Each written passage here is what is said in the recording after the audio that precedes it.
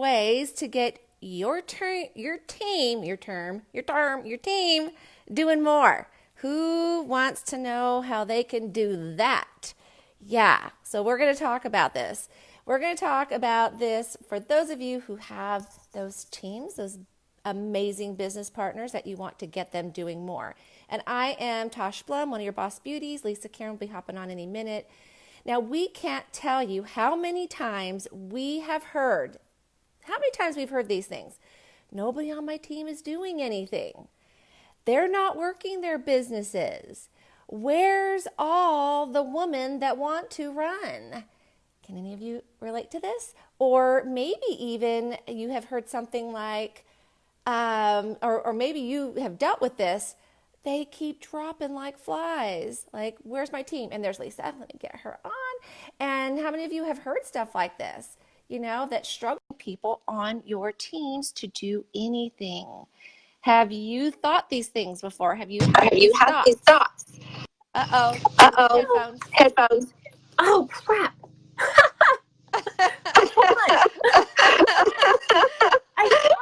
It's hot day. But I'm totally echoing. So, sorry, ladies.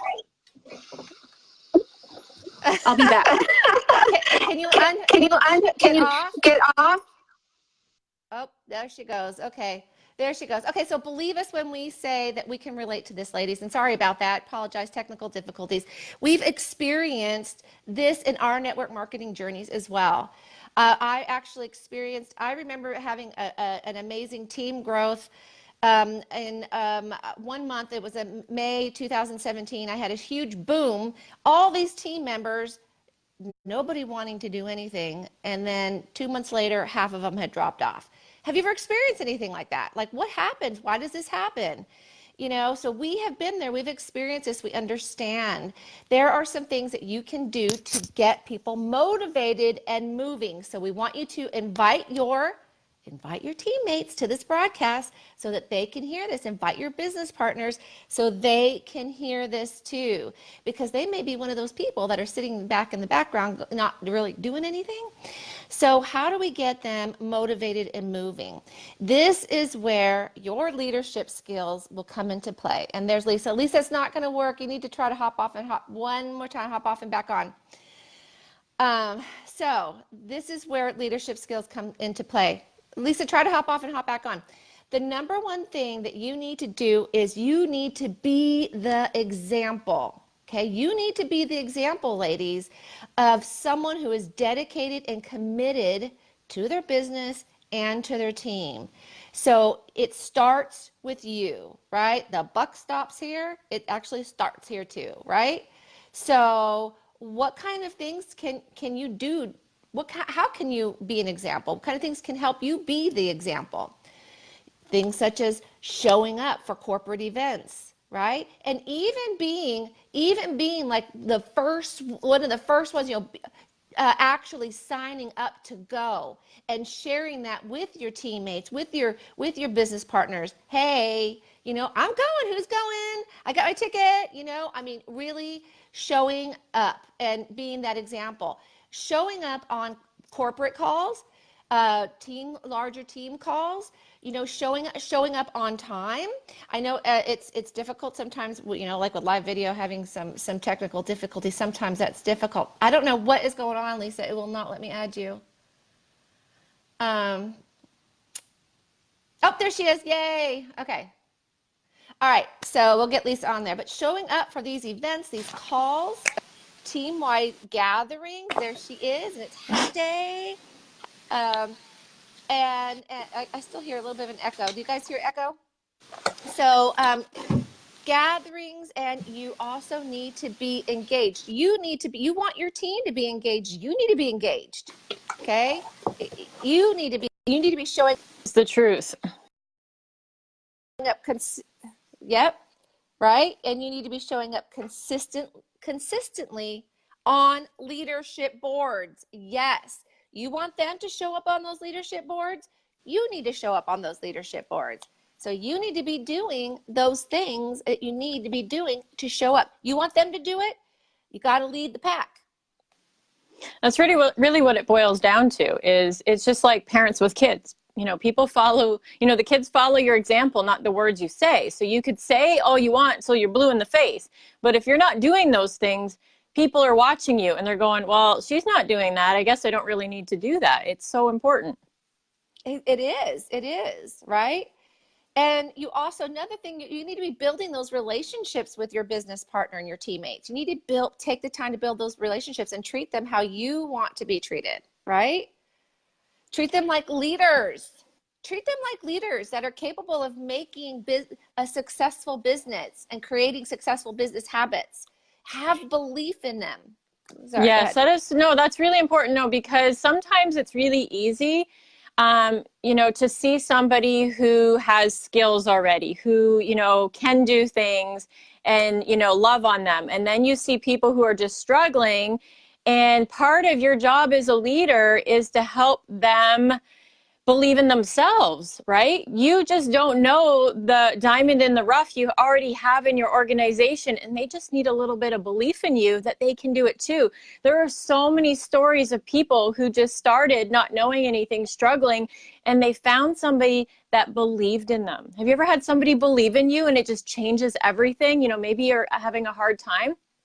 Maybe somebody comes into your business and they're just struggling. I don't know what to do. I'm not sure if this is for me. I'm so new at this. And they're just not doing it, but they need somebody to help them have belief, help them have vision. And that's part of your job as a leader. Do you ever see those people who it's like they have so many stars on their team? Like, oh my goodness, part of that is their job is they're leading them. They're helping those people have belief in themselves, right? And the point before is where Tash said is they're setting the example. They're leading the pack. They're doing the things, right? So all of this really works together. It does. It does. It really does. And part of building these relationships, basically mentoring, right? Mentoring your business partners. By the way, nix the babysitting. You don't want to be babysitting. Okay, no babysitting here. Lead, guide. Most people have no idea, by the way, how to even run a business. They have no idea what this entails. So, you know, you got to also have some type of an onboarding system, something to help them get started, showing them step by step how to begin. You know, when they're newbies, they need guidance, not babysitters, but guides that will help them, guide them through what they're doing. So, and I know some of you out there are probably like, well, I don't really know how to run a business. Like, how the heck am I supposed to lead people when I don't even really know what it is? And that's a struggle that I hear from a lot of people. It's like, I'm still figuring it out. I'm still new, right? And that's okay, but it's your job if you want to lead the team to find the steps, to find the pieces, to help bring them together with you as you do this. Because some of you are beginners and you're just starting to build a team and you're still new at this too. So that's part of your job, is stepping into that leader, is helping your team see the way and find the way and leading them through that. Exactly. And it's okay if you don't have it all figured out at the beginning. You'll learn it. But set that precedence from the beginning. Set that precedence. And it's not too late to set that precedence, right? You can make it clear right now that they will need, that in order for this to work, they need to be committed and set aside a certain amount of time every day to do their DMOs. And, you know, you need to get a commitment from them. Get a commitment from them from the beginning. If you can get it from the beginning, that's really where the magic is. Get them right away creating those positive business habits. That's why when somebody joins from the beginning, that is the most crucial time right there. Crucial time to start creating those positive habits, okay? And it not necessarily like going live every day. Sometimes when you push your teammates to do something they're not comfortable with, they're not going to do anything at all, which we're going to talk a little bit about that in a second. But you need to get some commitments from them, okay? Get some commitments for them and ask them if they're willing to be held accountable. Because if they are, that's a great cue for you to find somebody else who's willing to be held accountable and set them together, get them together and help create some accountability partners. That is really key.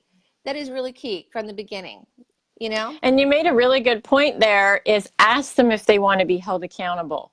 right? Some people don't want to be held accountable and they don't want you checking in on them every day and messaging them. And that comes back to the babysitting thing, because people, they want to be their own boss, and not everybody is going to want to be, held accountable. They're not going to want people checking in on them all the time, because that's really not our job, is to, like Tash said, to babysit people, right? We have to give them some, a little bit of breathing room. And you know what, if they want a DMO, help them create it, work together, because they need a mentor, right? They need a mentor. Help them create the steps that they're going to do every day. Yes, exactly. Now this one is a big one, ladies, and this is going to be a little bit of a real talk here. But if you want your network marketing team to be recruiting more and getting more customers and being more engaged, they need to see their leader doing it as well. Yes, you set the pace. They're looking for that leadership. So when you work your business, be efficient in what you do. Be efficient and work fast, be on point, be accurate and consistent. Let them see this. And the more you recruit and the more customers you gain, the more that they will. The more they see this, monkey see, monkey do, okay? There's truth behind this. You got to show them. You just can't tell them. You got to walk the walk, ladies. And the only way in a network marketing company, that due to attrition, and the fact is, most network marketing companies don't have some type of a subscription service, so they're at least getting some type of a monthly payment from a customer. You are continually having to grow every single month. You got to grow team members because of attrition and new customers. So you, as a leader, have to be doing these things. If you're not doing it and you're expecting your team to do it, that's hogwash. Hogwash. That's Harry Potter talk. That's Harry Potter talk. Okay? All right? Just like Harry Potter says, that's hogwash. You can't expect them to be doing something you are not doing. So don't get mad at them if they're not qualifying. Don't get mad at them if they're not doing those things, because if you're not doing it, okay? So, and that means every single month you need to be growing, okay? Every month. And that needs to be something that's visible to them. And just something you just said, don't be mad at them. Don't be mad at them, period, because you're not their boss and you don't control them, right? So if they're not doing it, that's on them. All you can do is try to inspire them. And it comes back to this point that we haven't even talked about, but it's just like, you got to meet people where they're at. Some people don't want to go big. Some people don't want to recruit every month, and that's okay. But that's part of your job as a leader, is to meet people where they're at and communicate with your team members. Do you want accountability? Do you have a goal? What do you want to do this month? Can I help you? Are you open to guidance? You have to communicate with your team members as a mentor, not a boss. We need to do this. We need to do this because we got to get here. Well, maybe not everybody cares to do that. So you got to take the time to communicate with each of your team members. You might have people who just want the discount, or they just want to make $200 a month so that they can pay a bill, and that's all they care about. And you're pushing them to go big, and you're not meeting them where they're at, and that's where people start disappearing. That's where they go or what's the word? I don't know, but they disappear and they stop answering your messages. Those people. It's like, hey girl, I thought we were team members here. Where'd you go? Witness protection program. Yes, witness protection. It's like, to mute your conversation is like, don't message me anymore. And right? I've heard this happen so much, and you mean well, you really do, because you want to go big, but guess what? Not everybody does, and that's okay. That is okay, exactly, and accepting them for where they're at, and loving them for their at. Yes. There's room for everybody. So that's a great point. So don't expect everybody. That's why you got to keep growing, ladies. That way you're not just always looking to the people who really don't want to go big, trying to get them to do more that they just really don't want to do. It makes you miserable, and it makes them miserable. You want to have a happy team. You want to have a happy partnership, right? And some of those partners are just, they want to stay small. They don't want to they don't want to go live every day. They don't want to do those things. Sorry, go ahead. No, I was going to say, some people join just to hang out, just to be with the girls, just to have some fun and some friends, and they just want that community. All right. So some of those people are just there, just to be around you and just to be around the atmosphere and the fun. So just remember that too. So there's so many different places people will come in at, but this one thing is really important. You have somebody that says, I don't want to go big. I just want to, you know, get the discount. I just want to have fun. You have two choices. You can just go and forget about them. She's not a runner. I'm not going to waste my time on her. You never know the day they're going to get inspired by you or your team or have life happen and decide they want to go all in. So don't discredit people who come in and just, you know, want to get the discount or maybe just make $100 a month, because you just never know when they will decide to go big.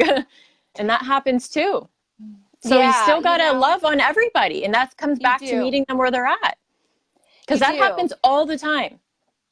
It's true. And so don't push those that are really not wanting to be pushed, but still love on them, right? Work with those that are willing to work with you. Yes, definitely. Those are the ones you want to really pour into, right? Your time is valuable. Their time is valuable. But just respect where those other people are at and still love on them. You know, you you don't want to just totally disown them because they're not willing to do what you want them to do. Right. So, you know, you got to just focus your attention on those who really want that attention, but don't forget about the rest of the pack. Okay. Because they're still following behind. Maybe they're just taking little baby steps, you know, but they're still there. So, yes, you know, work with only the willing is such a good point, because dragging people that don't want to come and hopping on calls with people and spending hours and hours and hours of your time, and then they don't do anything over and over and over again, you are going to burn yourself out and hate your life, right? And that comes back to like being a babysitter. Like, you don't want to do that. Work with those who are hungry. If they're not, love them, but you can't give them all your time and attention, right? You can't get on the phone with them and spend an hour. You can't answer every question if they're not willing to meet you halfway, if they're not willing to do some simple things that you tell them to, right? So if you are just constantly dragging people, oh my God. That's tiring for everybody. Yeah, that's tiring for everybody. So, you know, another good thing right here, one of these ways that we're speaking of here is you want to really be careful not to overload them with information. That's really because a confused mind tends to get overwhelmed and ends up doing nothing. So confusion and overwhelm can paralyze people. And so we need to be really careful not to give them too much information, especially when they get started. So some can handle it, some can. Those who are like, I'm ready